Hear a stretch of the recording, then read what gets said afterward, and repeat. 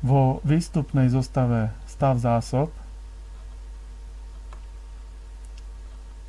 zobrazíme aktuálny stav na sklade.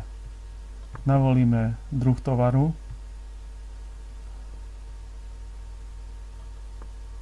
sklad. Ak necháme prázdne, vypíše stav zásob na všetkých skladoch.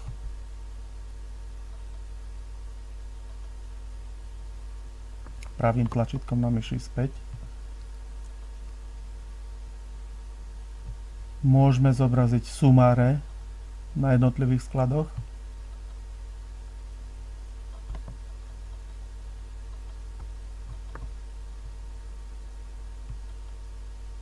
Alebo vypísať len jeden konkrétny sklad.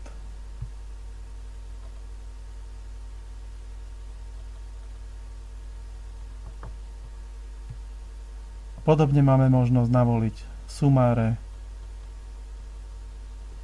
na jednotlivých dodávateľov, na jednotlivé tovarové skupiny, alebo vypísať konkrétneho dodávateľa, konkrétnu tovarovú skupinu.